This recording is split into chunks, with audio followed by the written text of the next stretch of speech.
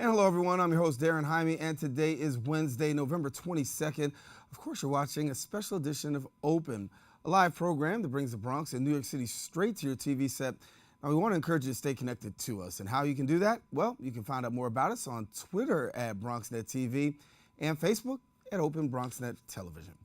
Well, a lot has been going on over this busy week, and first we're going to catch you up with some local Bronx updates.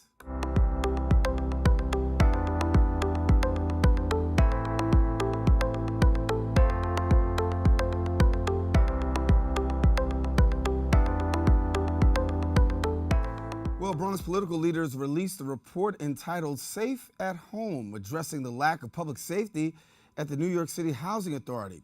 Now, although the Bronx has seen a 29% decrease in murders, NYCHA housing only saw a 4% decrease. According to reports, NYCHA has 7,200 domestic violence incidents between January and June, which is 7.6% citywide. The 28-page report comes days after 3 senior managers were either fired or demoted for failing to do inspections of lead-painted about 45,000 apartments. Bronx Borough President Ruben Diaz Jr. says, quote, "The agency needs to take concrete steps towards getting the house in order and ensuring the health and safety of its residents." Well, the Trump administration has announced that it's ending the temporary residency permit program that has allowed almost 60,000 citizens from Haiti to live and work in the United States since the massive 2010 earthquake. Now, according to Homeland Security, Department conditions in Haiti have improved, and they say the program will extend one last time until July of 2019. Advocates for Haitians say the conditions in the island have not improved nearly enough for Haitians to be deported. Now, more than 2.5 million people live on less than $1.23 a day, which authorities consider extreme poverty. Homeland Security Department made the announcement 60 days before the temporary status for Haitians was set to expire. The agency originally extended the program for 6 months instead of 18 months. In the meantime, Haitians have to gear up for something they're not prepared for. We'll keep you updated with this story as more news becomes available.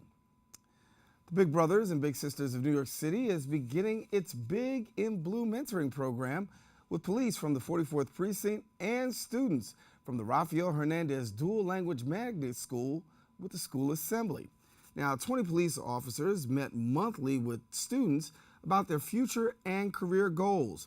Big Brothers Big Sisters CEO says the program will go to other schools in the coming months, and the program will give students an opportunity to build a relationship and learn from the NYPD.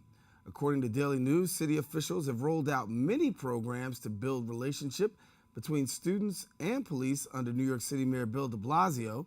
In Team Up Tuesday, police from 70 precincts visited 150 schools in April to meet UPS for students. Well, in other news, and the headline for today, our BronxNet cameras were recently in Puerto Rico. They had the opportunity to talk to award-winning playwright Lin-Manuel Miranda and take a look at what he had to say. I'm here next to Lin-Manuel, producer, actor, do-it-all, a person that really cares about what's happening here in Puerto Rico. So let me know, why are you here? What's the plan here in Puerto Rico? Well, we're here for a couple of days, and the plan is threefold. One, we've been lucky enough to raise a lot of money for the island, and it's to see where that money is going, to check in with mayors, to check in with community centers, and see the efforts that have been helped along by the Hispanic Federation, which is the nonprofit I've been working with.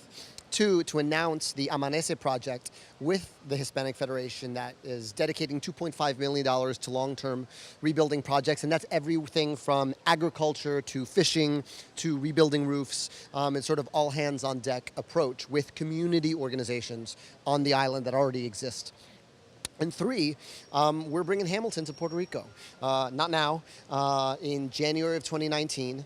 And that's been in the works for a long time. It's been in the works for about 6 months now, but we decided to make the announcement now to just give everything a push, to plant a flag in the sand and say, listen, January of next year, we're going to be ready for a production and hopefully bring a lot of business and eyeballs and tourism to the island. So let's talk about your experience here, not only talking to people, but visiting different places in the island that might be affected more than others. Yeah, I mean, it's it's a whole other thing to be here in person and to, from the moment we landed where we saw Puerto Rico from 30,000 feet, and you're used to seeing so much light coming off the island and seeing so much less, to, the mountainsides that you're used to driving through being bare. I never thought I'd see autumn or winter in Puerto Rico. That's what it looks like. And, to see these normally lush mountainsides without leaves on them was very, it was crazy.